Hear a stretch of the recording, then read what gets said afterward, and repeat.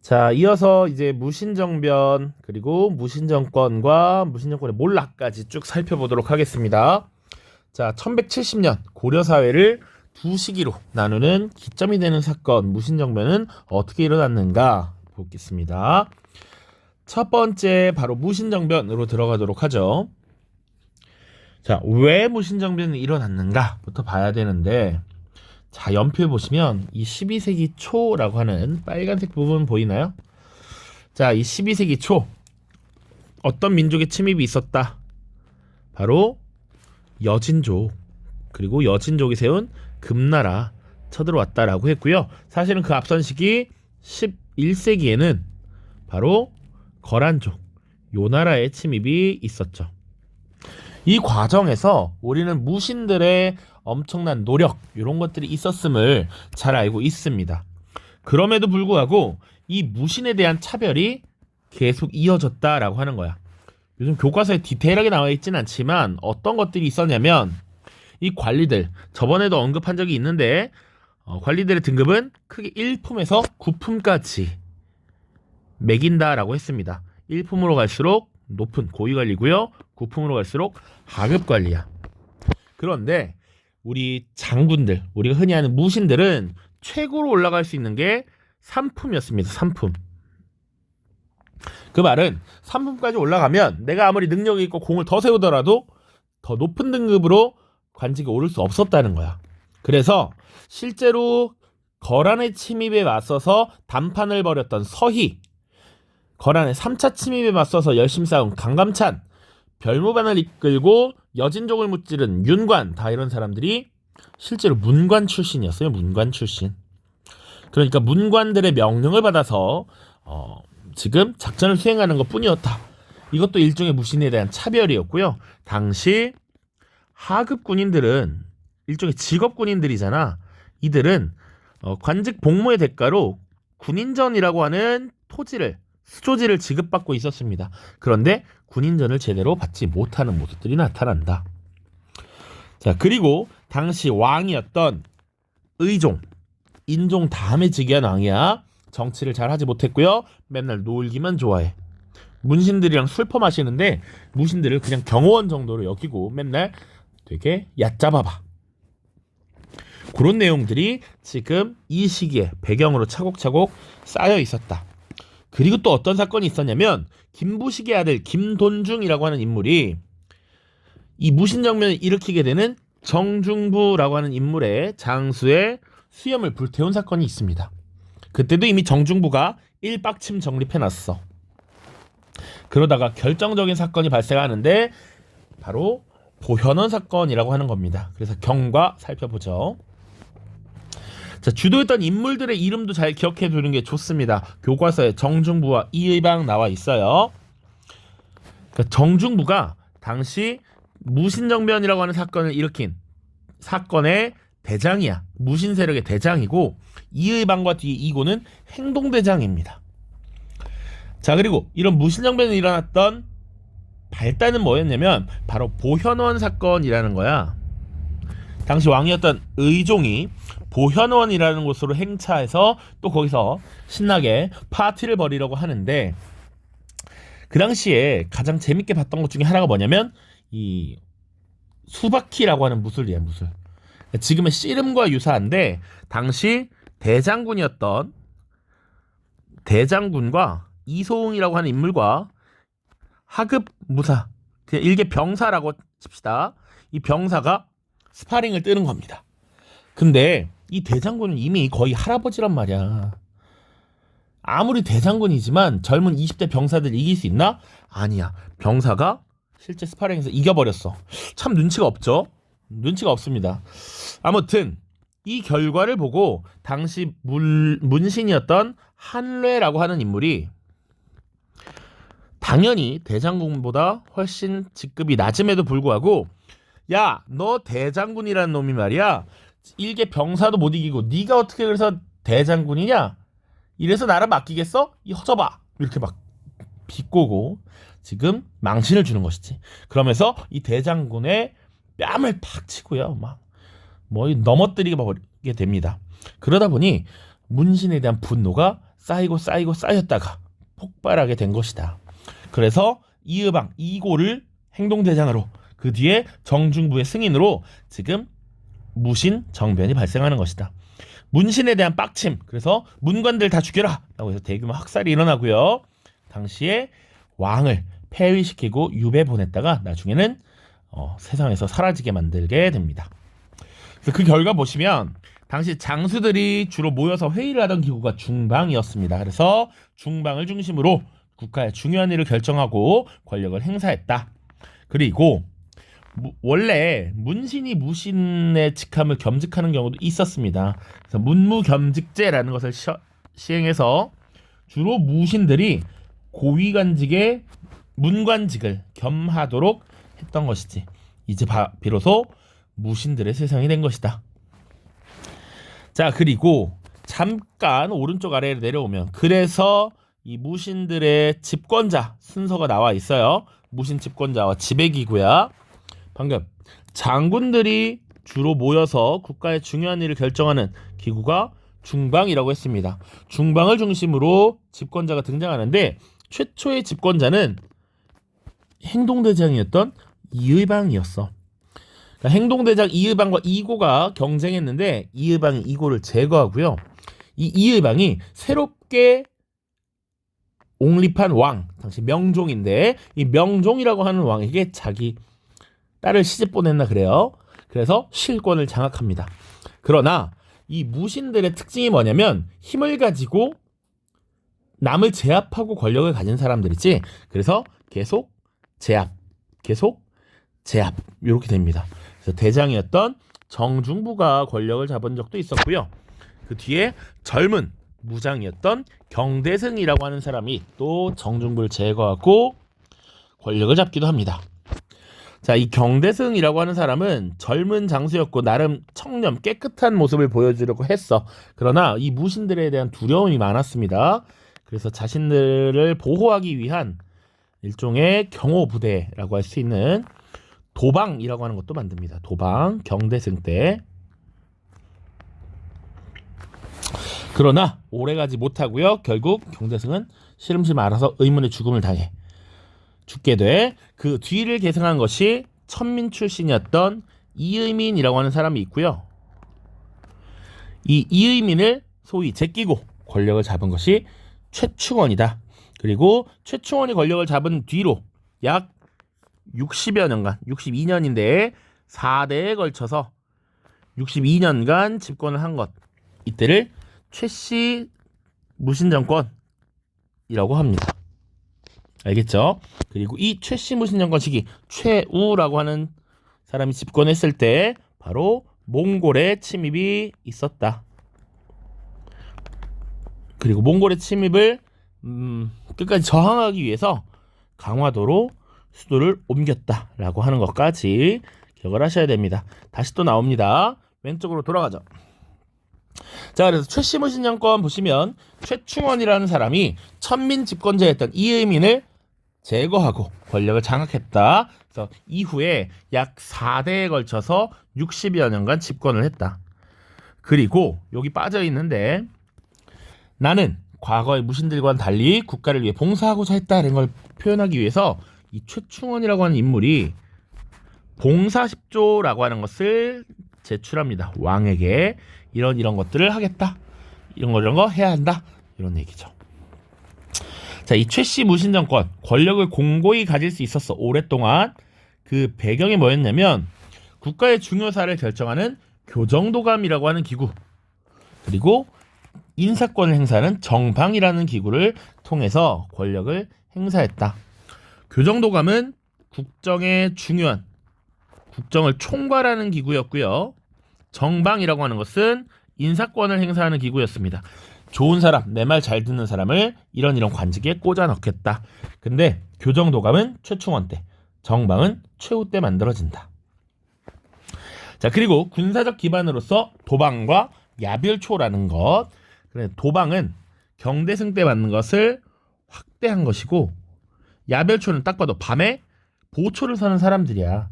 그러니까 일종의 경호 시설이라고 보면 되는데, 이 야별초도 나중에 점점 확대돼서 좌별초와 우별초로 나뉘게 된다.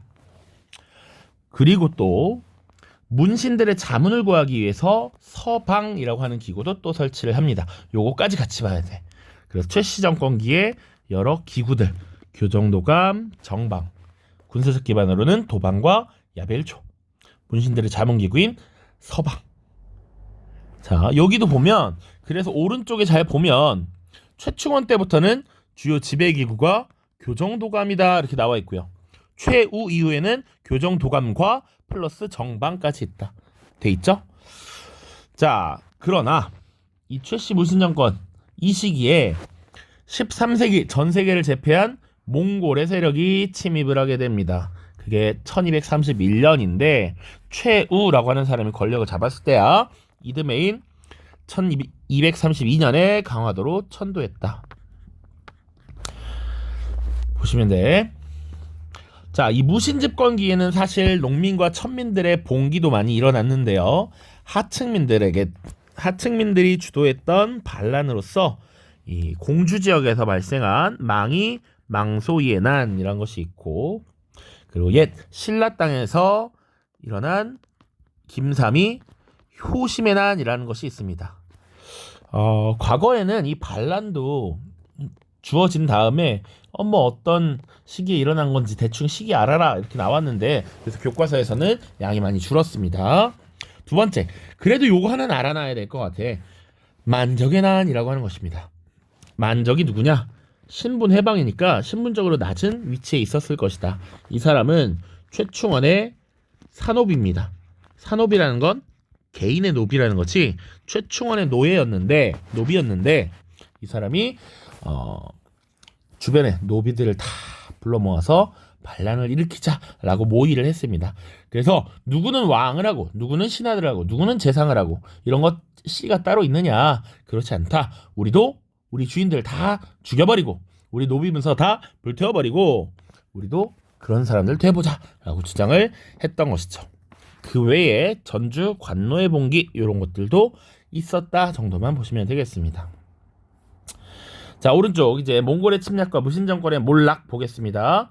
지금 1170년 이후 무신이 집권을 한 시기였고, 요게 전체적으로 따지면 몽골의 침입에 항전하면서 싸우다가 수도를 다시 개경으로 돌아온 1270년까지로 봐. 무신정권이 총 100년이었고 그 중에 60여 년이 최충원 시기였다. 최씨 무신정권이었다. 기억하시면 돼. 자, 1231년 몽골의 침입부터 무신정권의 몰락 보겠습니다. 자, 몽골의 침입 보시면 13세기 강력해지는 몽골과 접촉을 시작했고요. 이때 몽골이 강력한 나라이니까 몽골이 너희들 공물을 바치면 우리가 침략하지 않겠다라고 했는데, 사실 엄청난 공물을 요구해서 고려는 난처한 상황이었습니다. 그런데 이때 몽골의 사신이었던 저고여라는 인물이 피살되는 사건이 발생해 이를 빌미로 몽골이 침입을 해오고요. 우리 교과서에서는 그냥 몽골이 침입했다라 하지만 정말 심화서적 보면 7번, 8번 계속 쳐들어왔다 이렇게 나와 있습니다. 자, 그래서 몽골의 침입을 받게 된 고려는 긴급하게 일단 우리가 맞서 싸울 준비가 안 됐거든. 그래서 야, 우리 화해하자. 오케이, 너희 요구 받아들일게 라고 해서 일단 못 들어오게 하고요. 그 다음 바로 다음 해인 1232년 강화도로 수도를 옮기면서 약 40여년간 버티면서 싸웠다. 자, 그래서 몽골과의 항쟁을 이제 지속적으로 이뤄가게 되는데, 최씨 무신정권기였지. 이 대몽항쟁 최씨 무신정권기였고 강화도로 천도한 건 언제라고 했어? 최우라고 하는 인물, 최충원의 후계자였죠. 자, 그래서 사실은 집권자나 왕실, 주요 문벌 이런 사람들은 다 강화도로 도망갔어. 그리고 결국 남은 건 결국 하층민들이었던 것이죠. 그래서 주로 이들의 항쟁이 이어지는데 대표적인 하층민 항쟁 처인성과 충주성고 봐주시면 되고요. 여기서 활약했던 인물 하나만, 처인성, 충주성 마찬가지인데 김윤후라고 하는 승려가 있었습니다. 김윤후. 특히 적장이었던 살리타라고 하는 인물을 사살하는 데도 성공해요. 그래서 대단한 활약을 벌였다 라는 거 보시면 되고, 이때 몽골의 침입을 받아서 소실된 문화재가 꽤 있습니다. 대표적인 것이 초조대장경이라는 게 있었고, 그리고 신라에서 만들어진 황룡사 구층목탑, 이런 것들이 불타 없어지거든. 소실돼. 그런데 이 초조대장경 사실 부처님의 힘으로 거란을 막기 위해서 만든 거였거든. 거란이 침입했을 때 부처님의 가르침으로, 이 부처님의 힘으로 거란을 막아내자라는 거였어. 근데 이게 없어졌어. 그래서 새롭게 만든 불경이 바로 팔만대장경입니다. 팔만대장경. 부처님의 힘으로 몽골을 막아내자 라고 하는 거지. 그래서 목판, 인쇄물이었는데 약 8만여 판에 이른다라고 해서 팔만대장경이죠. 사실 다시 만든 대장경이다라고 해서 제조대장경이라고도 합니다. 자, 요 정도 받으시면 되고요. 그러나 버티다 우리 국토는 쑥대밭이 되었고 다 불타올랐고 결국 몽골에게 우리가 어느 정도 항복을 하면서 화의를 맺게 됩니다. 강화도 자체에서 일단 무신정권이 붕괴합니다. 자, 1259년경에 최씨무신정권기가 마무리가 되고요. 약 10여 년간 김준, 임유무 이런 인물들이 집권을 하는데 결국 무신정권은 붕괴되었고 개경으로 수도를 돌아오게 되었다. 이때 왕이 원종이라고 하는 왕이에요. 다행히도 우리는 몽골의 직접 지배를 받지 않습니다. 그것도 얘기를 하자면 긴데, 이 원종이라고 하는 고려의 후계자가 왕자 시절에 몽골에게 항복을 하러 갑니다. 그때 몽골에서 사실은 후계자를 정하는 네 분이 일고 있었어. 그래서 당시 쿠빌라이와 아릭부케 두 세력 중에 하나가 권력을 잡는 것인데 여기가 치열하게 싸우고 있었단 말이야. 근데 원종이 이때 쿠빌라이를 찾아가고요. 이때 쿠빌라이가 감동을 했다. 그래서 이 고려, 니네들이 원하는 거 들어주겠다. 내가 당연히 몽골의 대장이 될 거라고 생각하고 왔다 이거지. 그러면 너희들의 요구를 들어주겠다라고 해서 원세조, 쿠빌라이가 들어준 요청사항 받아들여준 것을 세조구제라고 하거든. 그래서 나름 고려는 고려 본연의 문화나 전통 이런 것들도 조금은 지킬 수 있었고 좀 더 다른 지역보다 나은 통치를 받게 되었다라는 내용도 있습니다.